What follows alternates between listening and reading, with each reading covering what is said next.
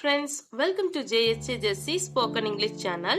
இன்னைக்கு நம்ம வீடியோல 3 sentences in 3 tensesல பார்க்க போறோம். So 3 tensesனா present tense, past tense, future tense. 3 tenseலயுமே ஒரே சென்டென்ஸ் தான் நம்ம பார்க்க போறோம். So இதனால நம்மளுக்கு இங்கிலீஷ் இன்னும் ஈஸியா லேர்ன் பண்ணிக்கலாம்.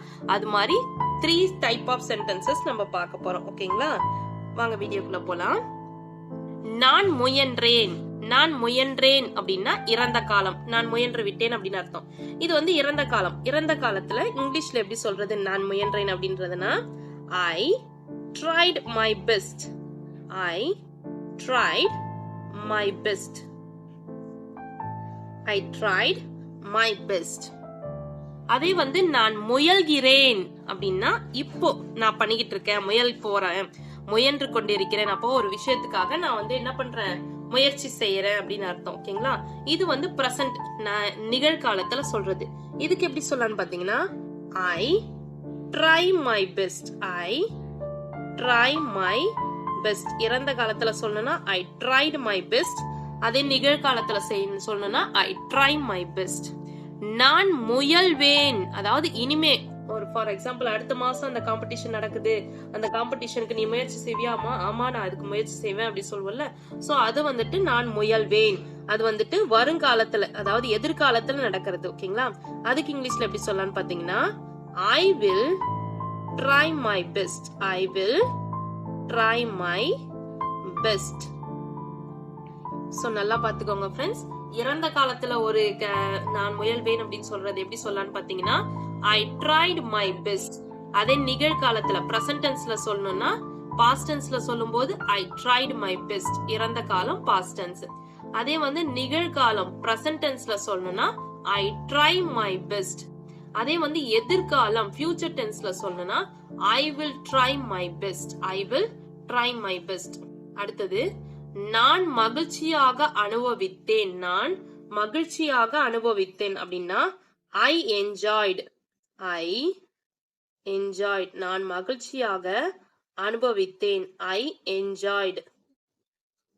நான் மகிழ்ச்சியாக இது வந்து பாஸ்ட் டென்ஸ்ல சொல்றது. அனுபவித்தேன் அப்படின்னா முடிஞ்சு போச்சு, அப்போ வந்து பாஸ்ட் டென்ஸ். ஓகேங்களா? I enjoyed. I enjoyed. ஓகேங்களா? நான் மகிழ்ச்சியாக அனுபவிக்கிறேன். நான் மகிழ்ச்சியாக அனுபவிக்கிறேன் அப்படின்னா இப்ப அனுபவிச்சிட்டு இருக்கேன் அப்படின்றது. அது எப்படி சொல்றதுன்னா I enjoy. I enjoy. Next நான் மகிழ்ச்சியாக அனுபவிப்பேன் அப்படின்னா இனிமே அனுபவிக்க போறேன்னு அர்த்தம். அதுக்கு இங்கிலீஷ்ல எப்படி சொல்லலாம்னு பாத்தீங்கன்னா I will enjoy. I will enjoy. I will enjoy. So நான் பாஸ்ட் டென்ஸ்ல சொல்லும்போது எப்படி சொல்லலாம்னா I enjoyed. அதே பிரசன்ட் டென்ஸ்ல I enjoy.